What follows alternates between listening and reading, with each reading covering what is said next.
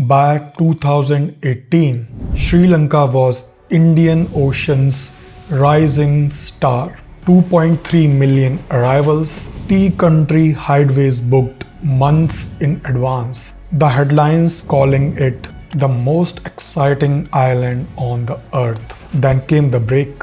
Easter 2019, the border shut of 2020, the long nights of 2022. Now the island is writing the different chapter. Arrivals are climbing again.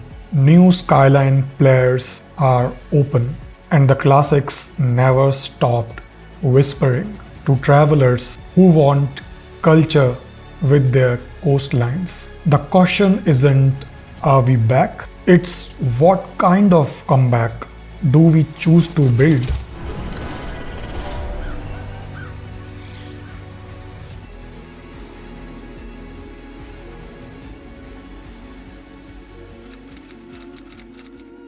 Luxury here never looked like copy-paste paradise. It was gala forts, candle-lit courtyards, tea trails, valley fog at dawn, Cape Weligamas, cliff-edge pools, wild coast cocoons, pitched where jungle meets surf. The island sold the three-act promise in one journey: heritage, highlands, and ocean.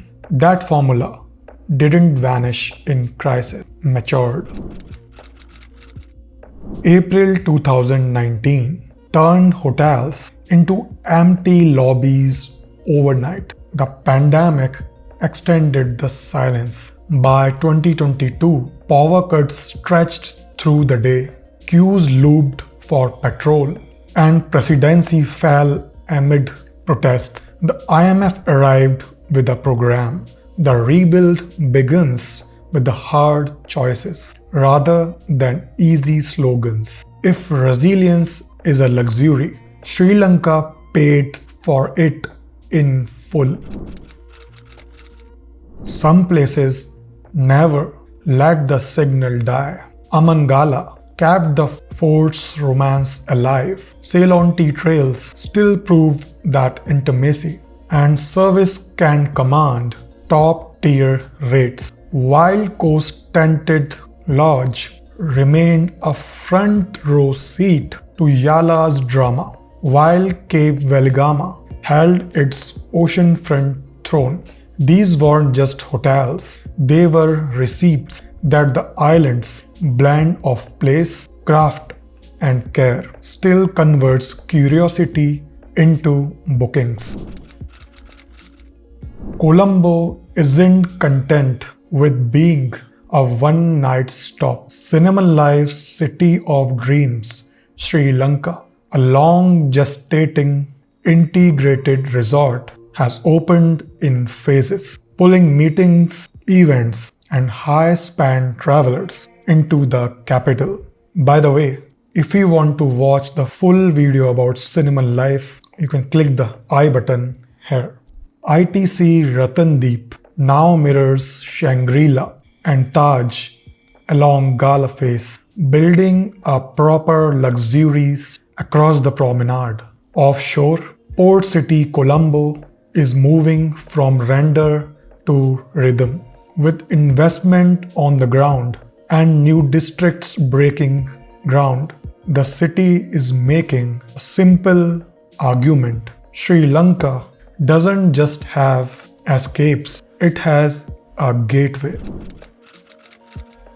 The recovery is real and it's measured. Arrivals in 2023 back towards the 1.5 million mark. 2025 year to date has already passed 1.5 million until this August. With India now the engine of volume and more airlines restoring or expanding routes via Gulf hubs and regional links. In Colombo, 5-star hotel rates average the mid $200 to mid $300s. Tea country and safari stays reach $650 to $1,000 plus on all-inclusive packages. We are not yet at the occupancy or spend per visitor of the Maldives or Thailand, but the curve points up, not down. Tourism isn't just keys and ADR, it works and dignity. In 2024, the sector supported roughly 7.9% of all jobs across the country.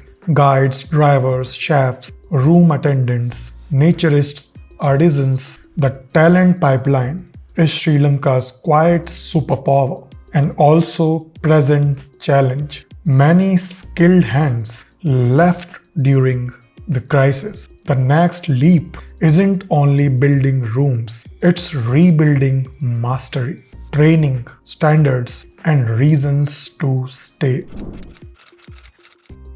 Luxury fails if the wild goes quiet. Yala is the test. Too many jeeps once chased too few sightings. That story is changing. Reforms are tightening licenses, limiting daily vehicle numbers, and raising the bar for guiding standards. It's not anti-tourist, it's pro-future. Protect the habitat and the premium follows. Neglected and the brand decays. This is the deal with the leopard and the dunes. Arrive softly or don't arrive at all. Airports and roads cast first impressions. Bandaranaike International needs a long-delayed expansion to move from paper to construction lights. Once the new terminal is delivered, arrival will spread faster.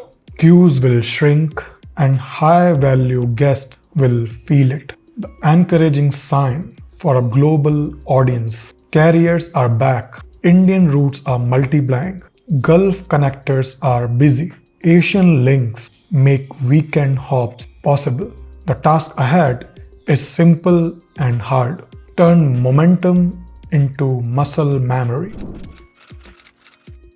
The IMF program brought oxygen, and each review cycle in 2025 is a step on narrow ridge. Debt talks, reforms that last. Investors read that rhythm closely. For travelers, stability isn't a headline, it's a feeling. A card that taps, a road that's lit, a stay that feels easy. Keep that rhythm steady and bookings compound. Viral moments get destinations noticed. Systems make it inevitable. Sri Lanka wins by doing 4 things well, again and again. Number 1. Protect the wild. Codify jeep limits, enforce guide standards, expand conservation beyond Yala. Number 2. Finish the gateways. Deliver the airport expansion and smarter links to the south and the highlands. Number 3. Invest in people. Hospitality academies, better pay ladders, pathways that bring talents back. Number 4. Curate the story. Lean into what only Sri Lanka offers. 4 cities you can live inside. Tea country you can taste at dawn. Coastlines that still feels personal. Sri Lanka doesn't need a comparison. It isn't the remix of someplace else. It is its own luxury language. History you can sleep inside. Landscape that change every 100 kilometers. And hospitality instinct that turns arrivals into advocates. Yes, there's a work to do, beds to fill, staff to train, loans to tame. But the island that bent without breaking earned the right to aim higher. Guard what is rare, finish what's begun. Invest in the hands that welcome the world. And the next headline won't be about a comeback. It will be simpler, stronger, truer. Sri Lanka arrived and it feels like nowhere else. If you like this video, then please subscribe and support my channel. It's easiest way to support me. Until next time.